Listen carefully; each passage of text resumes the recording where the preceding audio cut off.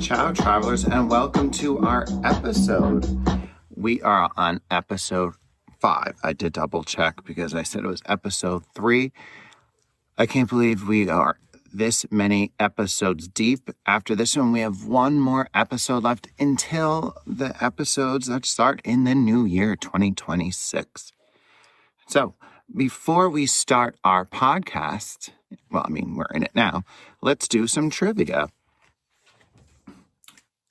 In which country did sumo wrestling originate? 5, 4, 3, 2, 1, and that is Japan. Oh, you know I love cats. Which of the big cats has the loudest roar? 5, 4, 3, 2, 1. That is a lie. I believe most people would have said that. At 114 decibels, it can be heard from 5 miles away. Which city was the home to the world's first skyscraper? Now, this is skyscraper in a contemporary term because you could say many other monuments have been skyscrapers, but this is the skyscraper that we know today. The large tall buildings like you see in Hong Kong, New York, Tokyo.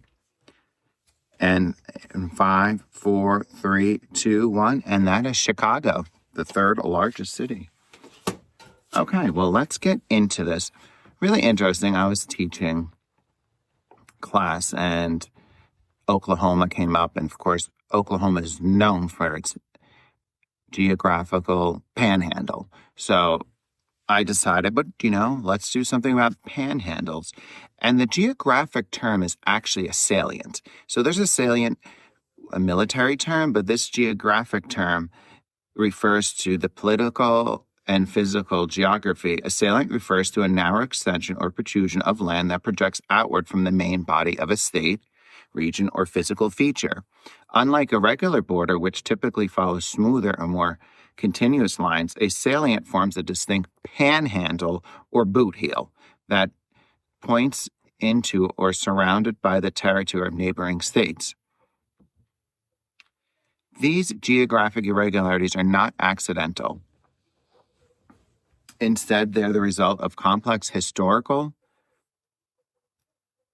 processes, natural constraints, treaty negotiations, and cultural factors. Understanding salients helps scholars, or us geographers, travelers, interpret how political borders develop, why certain regions hold geopolitical significance, and how geography influences human settlement and state relationships. So pretty much, if I say this again, I apologize. Where a peninsula is surrounded by 3 sides of water, a salient is usually surrounded by 3 sides of a different country or a different state. So the most common one that we know is Oklahoma salient. It could be Alaska, that panhandle, the Florida panhandle. I'm talking from the United States. People would recognize those. So a little back history. I think I mentioned this in the stands episode. I obsess over shapes of countries and anything in geography I get obsessive with. And Afghanistan has a very interesting panhandle, which we did discuss in stand, but we're going to get a little more into this. And again, when I was teaching U.S. geography, Oklahoma came up and someone said, oh, why is there a panhandle? So panhandles or salients are very popular in my life. Okay, so a salient can arise from several causes. One of the most common reasons is historic treaty making, especially during periods of rapid colonization or territorial negotiation. Territorial claims are often drawn using imprecise maps, resulting in awkward or unusual shaped boundaries that persisted even after more accurate mapping techniques emerge. Another cause is natural geography, such as rivers, mountain ridges, watershed lines, which frequently serve as borders. These natural features do not always align with neat shapes, and following them can create narrow extensions.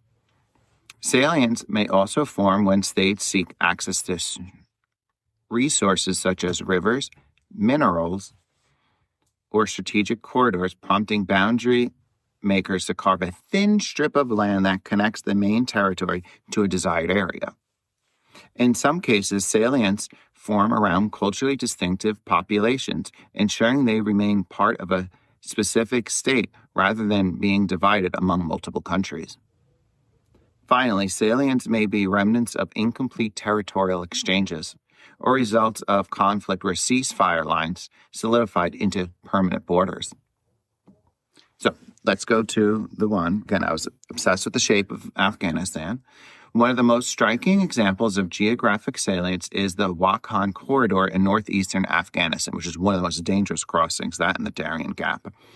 This long, narrow strip of land stretches roughly 350 kilometers eastward towards Tajikistan to the north and Pakistan to the south, eventually reaching close to China, and that's the key, close. The origin of the salient lies in the 19th century geopoliticals during the Great Game, a period of rivalry between the British Empire and the Russian Empire. Afghanistan, positioned between the two powers, served as a buffer state. To prevent Russia and British India from sharing a direct border, diplomats created the Wakhan corridor as a geopolitical cushion. This salient is significant not only for its historical roots, but also for its physical isolation. High mountains and limited infrastructure have kept it sparsely populated, demonstrating how geopolitical and natural barriers combine to shape regional geography. And Afghanistan, especially in the modern history, has really been a hotbed of activity because it's transitional between larger nations, and larger nations that are playing affect nations that are in between, like Afghanistan. And this still occurs today in that region. So this is another one that is in Africa, Namibia. Another famous salient is the Caprivi Strip, a narrow finger of territory extending eastward from Namibia into southern Africa. Its unusual shape is the result of German colonial ambitions in the late 19th century. German Southwest Africa, modern-day Namibia, desired access to the Zambezi River in hopes of gaining a navigable route to the Indian Ocean. So again, this is the scramble for Europe, it's called. Europe invaded and took over and colonized these countries in Africa, and they wanted resources, they wanted access, and Europeans decided what the boundary should be, not the locals that lived in these regions. And again, that's why there's a lot of turmoil in Africa. A major reason is because these boundaries don't reflect cultural or economic regions, so it's very fragmented. Although this aspiration proved unrealistic, the river is obstructed by waterfalls and rapids. The territorial claim created a permanent salient. Today, the Caprivi Strip is geopolitically sensitive, bordered by Angola, Zambia, Botswana, and Zimbabwe, and its narrowness complicates administration, transportation, and security. So if you think about it, it's kind of like your body and blood flow.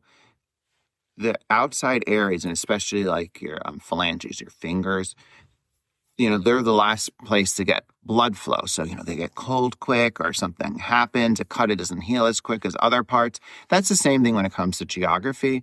In regions that have elongated or salient, it's harder to manage because you're at the end of something, and around it, it's nothing that's attached to any other part of the country.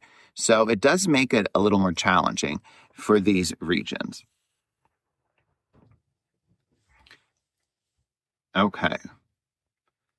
So now we're still in Africa, to the Gambia. So that's a country. Presents one of the world's most unusual country shapes, essentially following a single elongated salient that penetrates deep into the Senegal.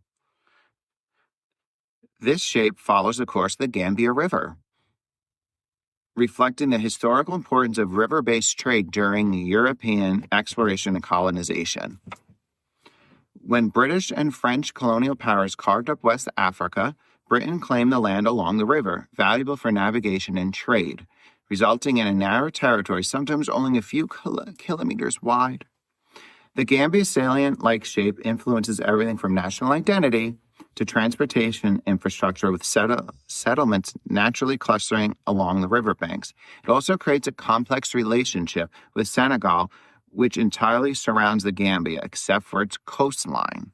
So this is another example of how the United Kingdom at the time was a world power. We talked about that in the last episode, and that's why the prime meridian is where it's at, because the UK was the number one dominant empire country at the time. So they played this little game with, again, the people in areas of Africa in order to keep a dominance over another country. Now, this one is what I mentioned in class. In the United States, the Oklahoma panhandle is a classic example used in geography classrooms to illustrate a salient. This now rectangular projection stretches west from the main part of Oklahoma and is the result of shifting territorial laws and compromises in the 19th century. The area, once known as no man's land, did not initially belong to any U.S. state or territory due to restrictions on slavery and boundary rules established by the Missouri Compromise. When Oklahoma approached statehood, lawmakers attached this region to form the state's distinctive shape. Although the salient does not hold the same geographic tension seen in other examples, it illustrates how legal and political decisions can produce long-lived geographic irregularities. Okay, so slavery was a big issue, and also Texas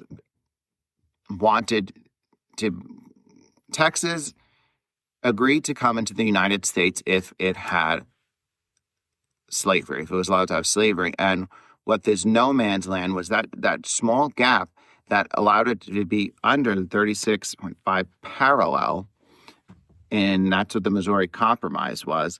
And this allowed Texas to become a slave state. All right. And it's north of the 36°30 latitude line. Okay, let me correct that. So it's very interesting how that worked out. Again, geographical players, people in power, they will do this to land to make sure they get what they want, or people make sure people don't get what they want. All right. So salients also occur in areas with rugged terrain, mountain ranges, and these regions around the Tumen River where China, Russia, and North Korea meet include natural narrow salients created by rivers, meandering paths, and negotiation over access to the Sea of Japan. So some of it is geography based, just how the water flows, how the mountain range goes.